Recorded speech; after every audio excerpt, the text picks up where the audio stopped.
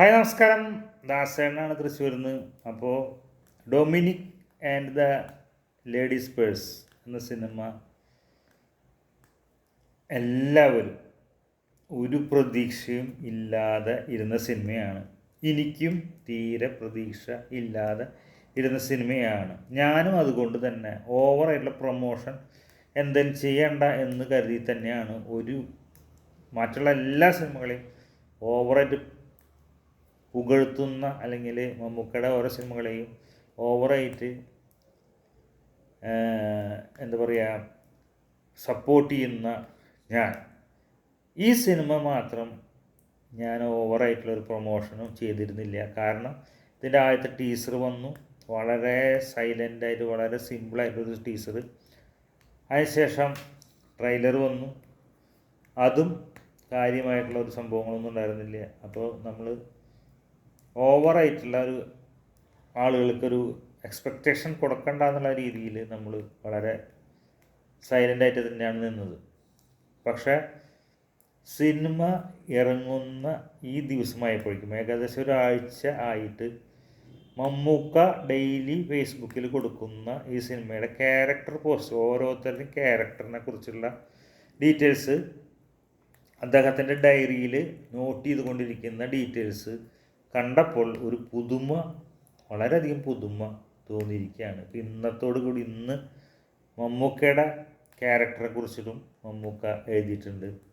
വളരെ രസകരമാണ് ഇതിൽ ഓരോ സംഭവം. അത് മാത്രമല്ല, അത് മറ്റുള്ള സിനിമകളിൽ നിന്നും അദ്ദേഹത്തിൻ്റെ തന്നെ സിനിമകളിൽ നിന്നൊക്കെ കടമെടുത്തിട്ടുള്ള കുറേ സംഭവങ്ങളൊക്കെ അതിൽ ചേർത്തിട്ടുണ്ട്. എന്തായാലും ഇതിൻ്റെ തിരക്കഥ തയ്യാറാക്കിയിട്ടുള്ള ആളുകൾ തിരക്കഥയ്ക്കാണ്, അതായത് തിരക്കഥയ്ക്കാണല്ലോ ഏറ്റവും പ്രാധാന്യം.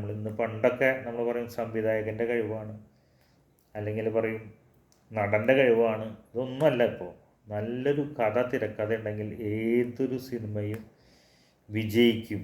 അതിലിപ്പോൾ നായകൻ്റെ പ്രാധാന്യമൊന്നുമില്ല.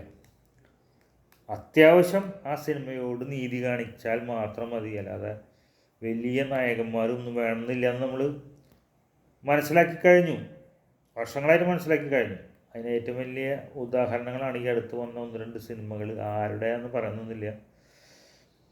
നല്ല തിരക്കഥ, നല്ല തിരക്കഥ ഉണ്ടെങ്കിൽ സിനിമ വിജയിക്കുക. അല്ലെങ്കിൽ ഇപ്പോൾ ലാലേട്ടൻ ഇത്രയും വലിയ നടനാണ്, ഏറ്റവും വലിയ കഴിവുള്ളൊരു നടനാണ് എന്നൊക്കെ നമുക്കറിയാവുമെങ്കിലും അദ്ദേഹത്തിന് ഒരു നല്ല സിനിമ കുറേ കാലങ്ങളായിട്ട് കിട്ടിയിട്ടില്ല. കുറേ കാലങ്ങളായി അദ്ദേഹത്തിന് നല്ലൊരു സിനിമ കിട്ടാതെ. അപ്പോൾ അദ്ദേഹത്തിന് കഴിവില്ലാതെയാണോ? അല്ല. പക്ഷെ നല്ലൊരു കഥാപാത്രത്തിന് അദ്ദേഹത്തിന് കിട്ടുന്നില്ല.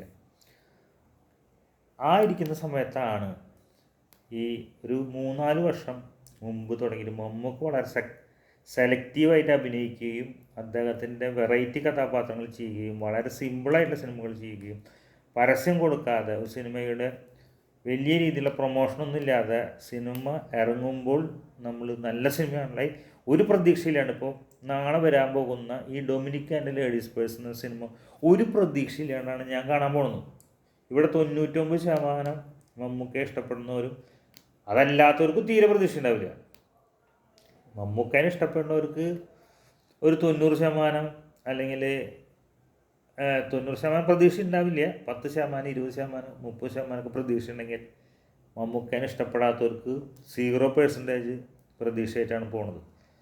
അപ്പോൾ അവർക്ക് അത്യാവശ്യം നല്ല സിനിമയാണെങ്കിൽ പോലും ഗംഭീര വിജയമാവും. അങ്ങനെയാണ് നമ്മൾ കാണാറുള്ളത്. അത് തന്നെയാണ് ഇവിടുത്തെ മമ്മൂട്ടി ടീമിൻ്റെ അല്ലെങ്കിൽ മമ്മൂട്ടി കമ്പനിയുടെ ഐഡിയ എന്ന് എനിക്ക് മനസ്സിലാക്കാൻ സാധിക്കുന്നു.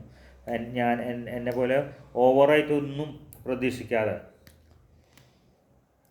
സിമ്പിളായിട്ട് നമ്മൾ പോകുമ്പോൾ ചിലപ്പോൾ നമ്മളൊരു ചെറിയ കഞ്ഞിയോ അല്ലെങ്കിൽ ചോറും 3-4 തരം കറിയും പ്ലാൻ ചെയ്ത് പോകുമ്പോൾ അവിടെ ചെന്നാൽ എന്താ പറയുക, കോഴിക്കോടൻ ബിരിയാണിയോ തലശ്ശേരി ബിരിയാണിയോ ഒക്കെ കിട്ടുകയാണെങ്കിൽ എന്തായിരിക്കും ടേസ്റ്റ് അല്ലേ?